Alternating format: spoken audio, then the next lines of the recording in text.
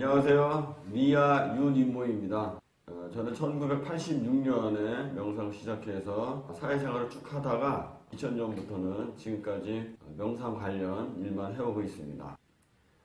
현재는 현대 액티브 힐링 명상 센터를 운영하면서 명상 치유 세션을 겸하고 있습니다. 그간의 경험을 바탕으로 까칠한 구도자의 시시비비 방랑기라는 책을 낸 적이 있고, 이것은 한국 명상계 사람들에 관한 이야기입니다. 명상 치유 세션의 경험을 바탕으로 해서 명상을 통한 실제적인 치유 기록들인 트라우마 치유, 아직 만나지 못한 나를 만나다 라는 책을 발간한 바 있습니다.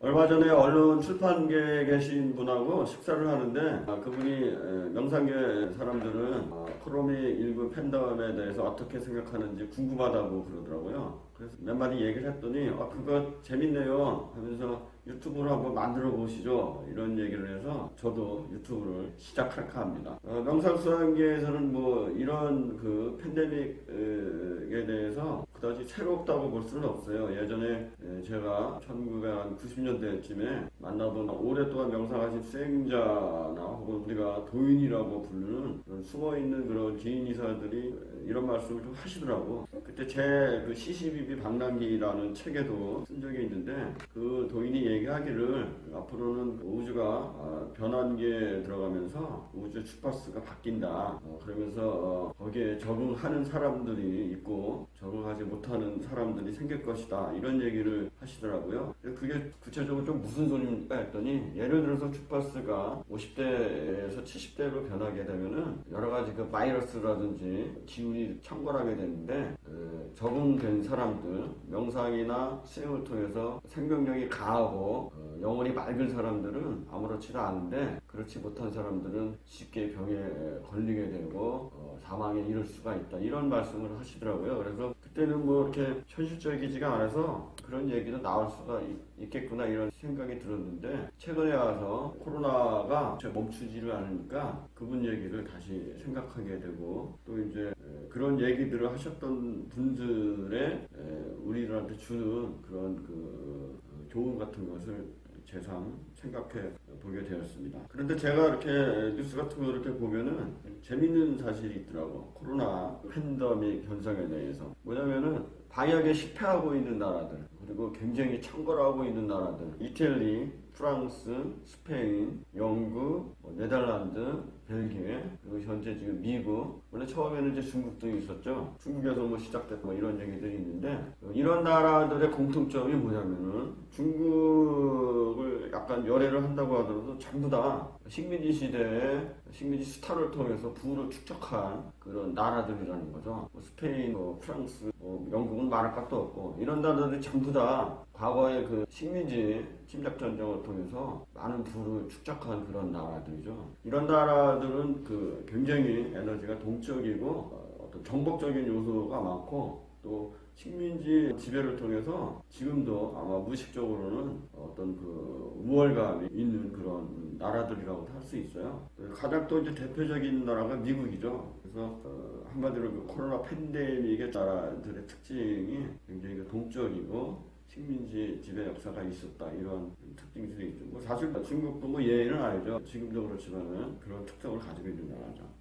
그리고 반면에 코로나 팬데믹 현상에 대해서 대처를 하지 못하고 있는 또 다른 그 나라들 있죠. 인도라든지 브라질, 뭐 에콰도르라든지 이런 경제적으로 넉넉하지 않은 나라들, 이런 나라들을 볼 수 있습니다. 이런 나라들은 여전히 그 선진국들에 비해서 동적인 에너지가 약한 그런 나라들이라고 볼 수 있죠. 또 반면에 이제 성공한 나라들이 있는데, 이제 독일, 대만, 베트남, 한국, 싱가포르, 이런 그 나라들, 최근에 이제 그리스도 성공한 나라라고 평가되고 있더라고요. 이런 나라들은 재밌는 게 또 독일도 그렇고 대만도 그렇고 우리나라, 베트남 전부 다 분단 국가들이라는 거죠. 분단 국가였거나 분단 국가인 나라들이라는 특징이 있고, 또 그리스처럼 현재 국가 부도 위기에 처해가지고 뭔가 위기상에 대응하지 않으면 안 되는 그런 나라들, 이런 나라들은 정말 그 어떤 일방적으로 결정을 내릴 수가 없고, 뭔가 신속하게 전문가들의 자문에 의해서 뭔가 올바른 지성적인 결정을 내려야 되는 그런 나라들이죠. 나라들의 그 상황이 역시 그럴 수밖에 없고 그러한 특징들을 보이고 있는데 명상에서 보면 이제 이런 그 특징들을 정의하는 말이 있습니다. 구다라고 해가지고 에너지 구다라고 해가지고 인간 존재를 구성하는 세 가지 속성이기도 하고 우주에 존재하는 모든 존재들은 이 세 가지 에너지 특성의 비율에 따라서 구성된다고 봅니다. 그래서 첫째는 라자스구나. 라자스구나라는 것은 동적인 에너지, 동적인 에너지. 그리고 타마스구나, 정적인 에너지. 휴식, 나태, 뭐 이런 에너지. 그 다음에 사트바구나. 이것은 이제 지성적인 에너지를 뜻해요. 지성적이고 명상적인 에너지죠. 그래서 이제 이러한 라자스라고 하는 것은 동적인 에너지도 있고, 하지만은 자존심도 강하고 뭔가 방자하고 욕정이나 야망이 강해. 그리고 집착이나 명예, 복수심도 강하고 사치나 쾌락 추구를 지향하는 그러한 특징들을 가지고 있어. 요새 이제 유럽에서 지금 실패한 나라들 보면 다 이런 특징들이 아주 잘 나타나고 있죠. 그 다음에 이제 타마스는 정적인 에너지. 가장 대표적인 게 잠을 잔다든지, 나태, 활동을 잘 안 하는 거죠. 그리고 무지, 태만, 무분별해. 그리고 무정하거나 두려움이 많고, 뭔가 좀 멍롱하고, 먹고 마시는 걸 좋아해요. 그리고 좀 방탕하고 도락지향적이고 뭔가 좀 피탄에 잘 잠기고 무기력한 정성이 강한 그러한 측면의 에너지를 말하고 있습니다. 그래서 지금 좀 죄송한 얘기지만 지금 가난한 나라들이 이런 특성을 좀 많이 가지고 있다고 봅니다. 물론 이제 그 단정적으로 얘기하는 것은 아니고 비율을 얘기하는 것이죠. 그 다음에 이제 사트바라는 지성적인 에너지는 그 특징이 지혜롭고 뭔가 헌신하고 선과 진리를 추구하고 조화를 중시합니다. 조화. 그리고 한번 결정하면 매진하면서도 겸허하고 침착하고 공정함을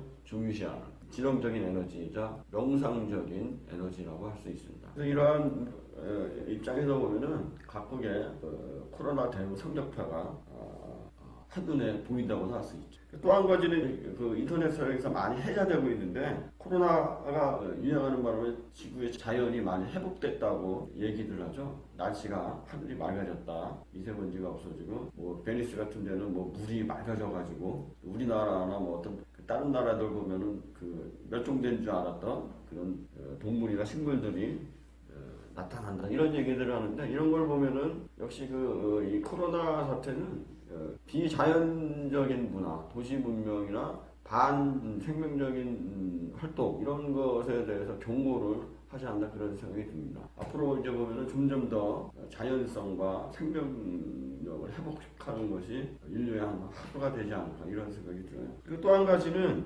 빌 게이츠가 뭐 인터넷 보니까 욕도 많이 먹기도 하고 칭찬도 많이 듣고도 하는 사람인데 다 아시죠? 코로나 사태 초반기에 빌 게이츠의 코로나 성찰에 관한 글들이 SNS에서 있더라고요. 그래서 어느 분이 이제 좀 좋은 얘기다 하면서 저한테도 보냈어요. 이렇게 봤더니 자기가 코로나 사태에 대해서 명상을 하다가 어떤 이 문제에 대한 어떤 영적인 측면을 깨닫고 성찰을 하게 돼서 나누고 싶다 이런 그 얘기들인데 좀 이제 핸드폰 글자가 좀 작기도 하고 또 이제 길어가지고 이제 읽었는데 뭐 이제 사실 도양적인 명상을 도양적인 기준이나 명상을 오래 한 사람들의 기준에 보면 그런 말들이 좋은 말들이긴 하지만 굳이 명상을 통해서 혹은 영적인 가르침인가 아닌가 하는 것은 뭐 좀 논란 요소가 있겠죠.